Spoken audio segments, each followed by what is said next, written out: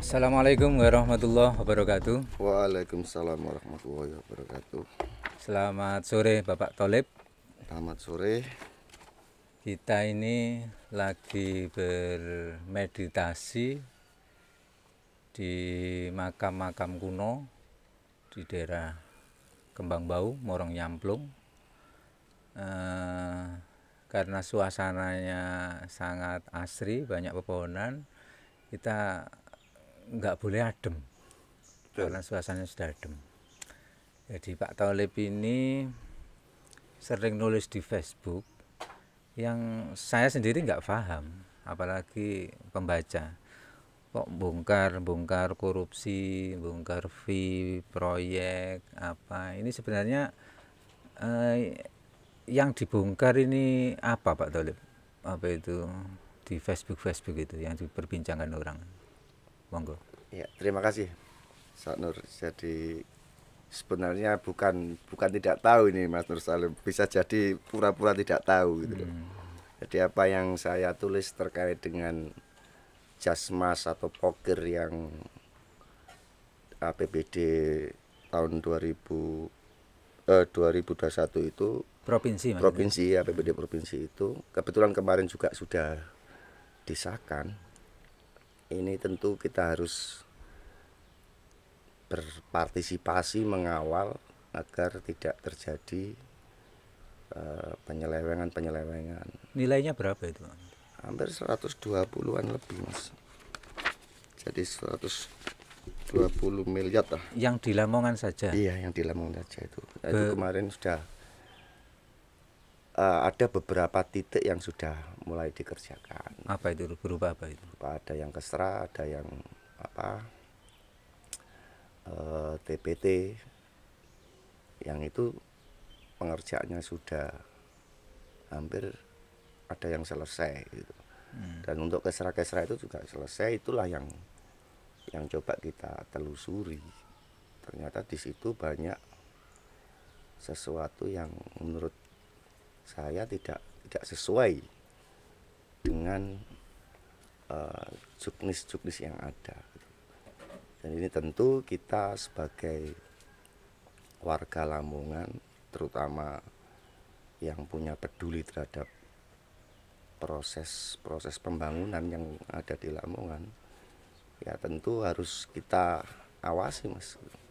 Jangan sampai hal itu menjadi semacam bancaan yang di situ hanya dinikmati oleh sekelompok orang. Bentuk proyeknya itu apa saja gitu? Bentuk proyeknya bangunannya itu madrasah, masjid, kemudian plengsengan. Nilainya Hampir per titik 200 jutaan. 200 jutaan ya. Ya 200 juta, Mas Nur Salim. Itu poker yang dari salah satu partai atau banyak partai? Itu yang jelas dari PDI, Mas. Dari PDI Perjuangan. PDIP melalui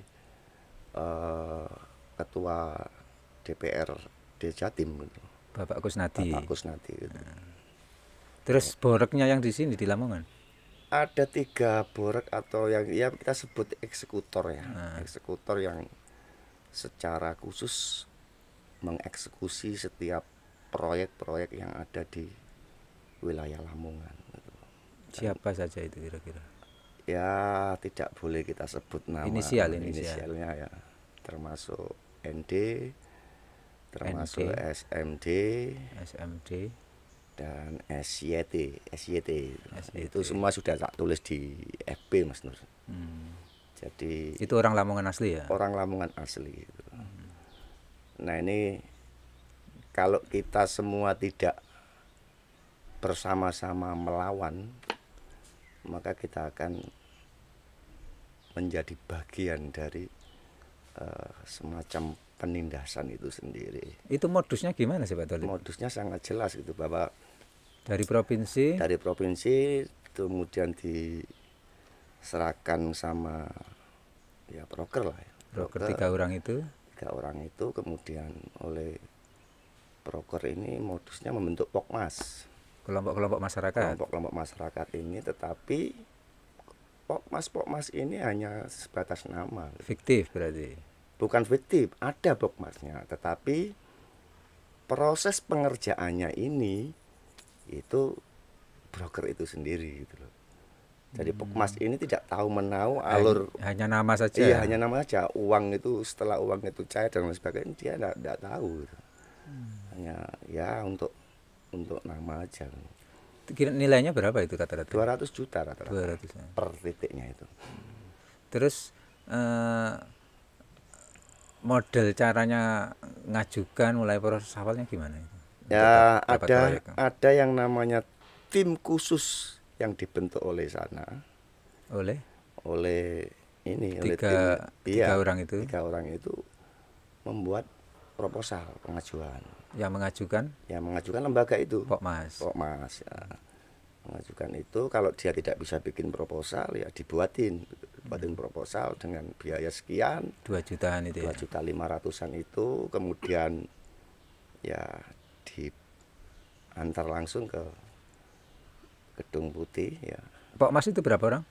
Pokmasnya itu 10-an orang. Jadi diantar, begitu cair ya Pokmas hanya sekedar tahu bahwa itu cair. Yang mengerjakan tetap 3 orang ini gitu. Terus perannya FJK itu di mana kalau ada 3 orang itu? Itu mungkin sebagai ini ya Mas, sebagai apa ya, boleh dibilang bos besarnya kan. Jadi ini mencoba untuk apa ya, menata alur keuangan itu atau alur setoran itu untuk ditangani langsung sama beliau. Itu sudah berlangsung sejak itu dianggarkan tahun 2020 kalau salah. Sudah ada 2020. Ada. Berapa miliar? Pelaksanaannya kan sekarang tuh. Oh, pengajuannya 2020, iya, dilaksanakan sekarang. Ya. Senilai 120 miliar tadi. Iya. Jadi intinya per titik satu proposal itu nilainya 200 juta. Berarti ada berapa titik di Lamongan?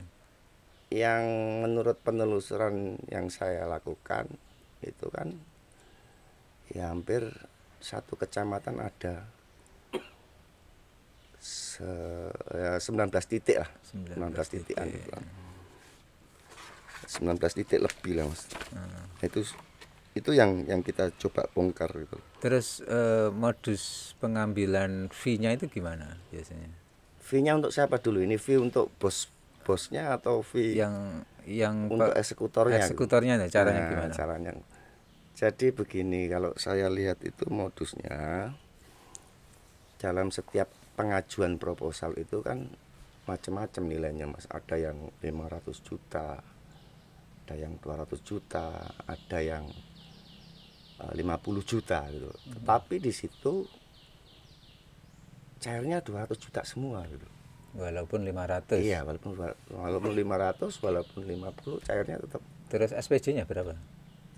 Ya, pertanggungjawabannya 200 juta, cuman proses memberikannya itu yang dikasih 200 juta tapi tetap SPJ-nya 200 juta. Iya, gitu.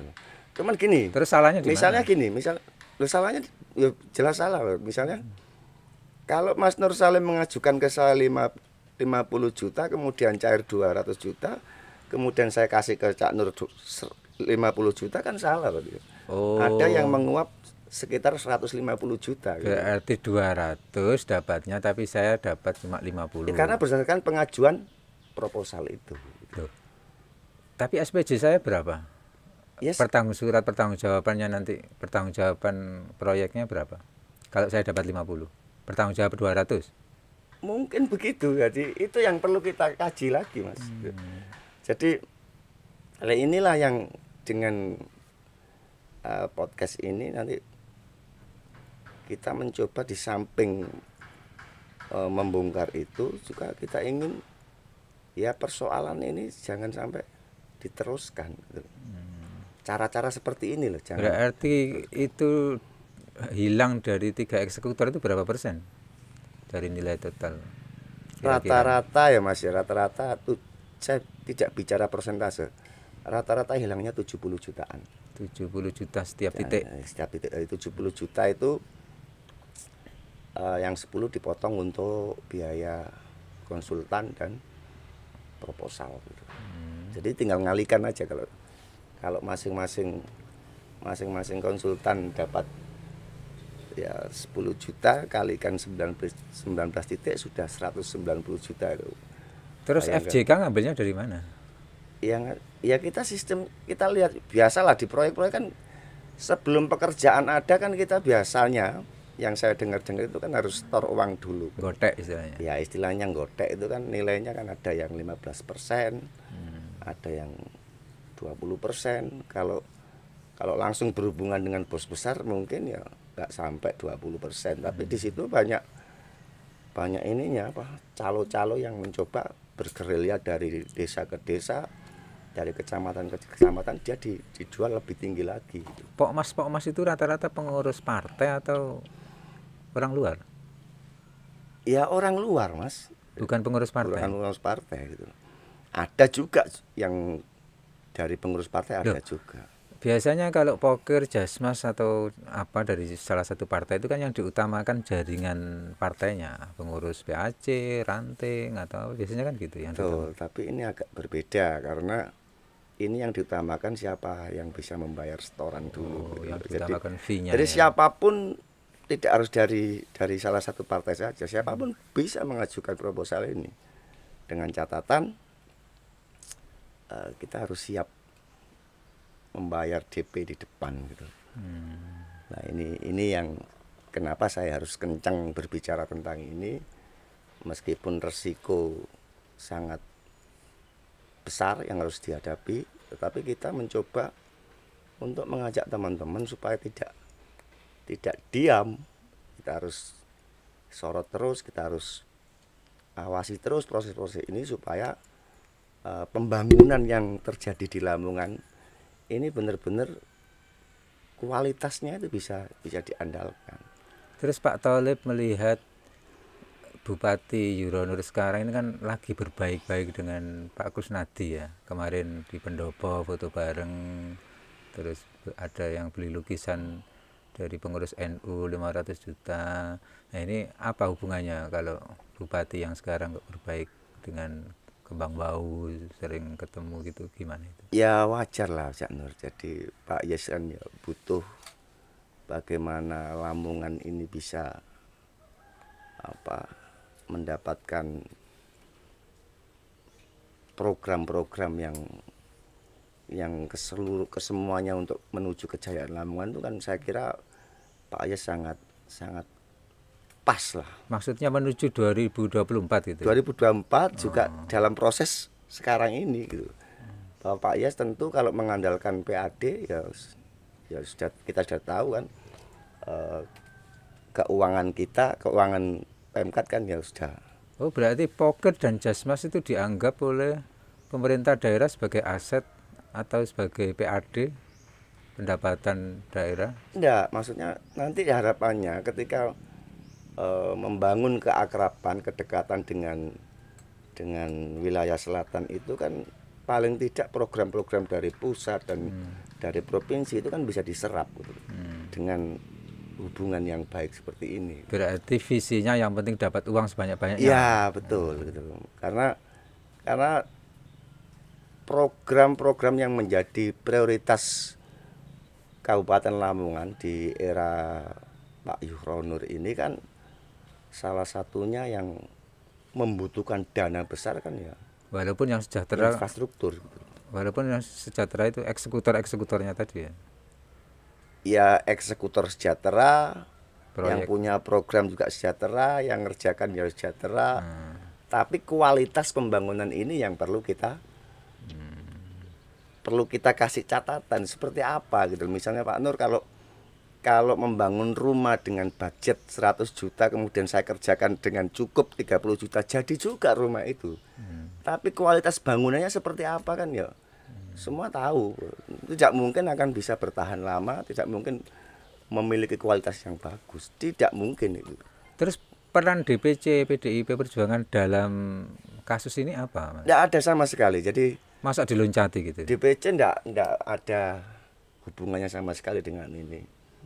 Dengan Tidak ada program-program rapat-rapat ini, resmi, rapat-rapat ini nggak ada. Jadi saya sudah ya coba yang ngobrol-ngobrol dengan elit DPC Kabupaten Lamongan, ya ternyata nggak diajak berbicara tentang bagi-bagi proyek seperti ini, karena di sini bukan penekanannya pada kader atau apa, ini penekanannya pada bagaimana DP itu bisa disetor gitu kan.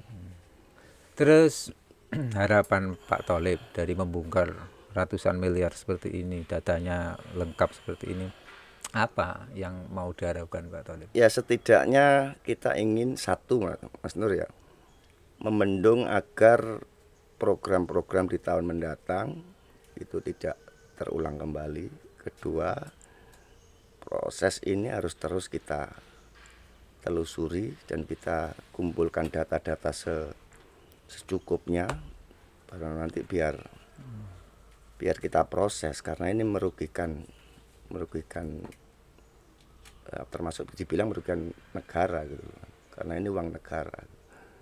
Nah, kedepannya kita tahu juga ini kan sebentar lagi, seperti yang saya tulis di Facebook tadi sore itu terkait dengan pinjaman 350 miliar yang diajukan oleh Pemkab Lamongan, itu juga punya potensi yang sangat besar untuk dikorup gitu. Kalau kita semua tidak punya peduli, tidak punya semangat untuk ngawasin, ya yang terjadi akan seperti itu. Ya kita tahulah, jangan-jangan nanti uang pinjaman itu kemudian seperti yang saya sampaikan di tulisan saya itu harus tepat sasaran, dan tidak bolehlah semata-mata Pak Yes karena punya tim sukses kemudian cara memberikan program ini pada konco-konconya kan ya nanti ya juga efeknya pada Pak Yes sendiri kan juga kurang bagus gitu. Maka saya dalam tulisan itu menyarankan supaya melakukan komunikasi dengan semua elemen, termasuk dalam hal ini legislatif, terus teman-teman LSM dan lain sebagainya, untuk sama-sama mengawasi agar terjadi pembangunan yang benar-benar berkualitas. Terus harapan Pak Tholib terhadap APH, aparat penegak hukum, polisian, kejaksaan dalam kasus pembongkaran korupsi Jasmas Poker ini apa? Harapan saya tentu kasus ini ditangani secara serius. Yakin bisa? Saya yakin bisa. Oleh APH. Karena sampai kapan akan saya kejar gitu. Sampai kapanpun, meskipun banyak orang yang pesimis, tetapi hati kecil saya tetap optimis. Apa ini nggak merugikan partai PDIP kalau diteruskan? Saya tidak berbicara merugikan partai atau tidak, karena partai itu adalah bagian dari negara. Karena yang saya lihat itu ini merugikan negara, merugikan masyarakat ya. Merugikan masyarakat luas.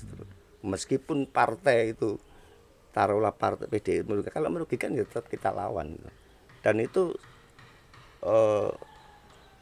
sejalan dengan apa yang disampaikan Bu Mega, bahwa Bu Mega tidak suka kalau ada anak-anaknya pengurus partai itu menjadi maling. Itu selalu statement itu disampaikan oleh Ibu gitu. Setiap kali konferensi pers atau pertemuan kader. Walaupun banyak kader yang ketangkap ya. Walaupun banyak kader ketangkap, dan itu harus terus-menerus disampaikan oleh Ibu. Dan saya berbicara seperti ini juga dalam rangka ini menyambung pemikiran Bu Mega supaya ini menular ke daerah-daerah, supaya tidak ada dalam tanda kutip orang-orang yang mau merugikan uang negara itu. Oke, terima kasih Pak Tholib, bincang-bincang santai di tengah hutan ini, semoga bermanfaat dan ujung-ujungnya masyarakat yang diuntungkan dari ikhtiar Pak Tholib melakukan meluruskan, membongkar ketidakbenaran, ketidakberesan poker Jasmas provinsi dari PDIP Jawa Timur. Kita akhiri. Assalamualaikum warahmatullahi wabarakatuh. Waalaikumsalam warahmatullahi wabarakatuh.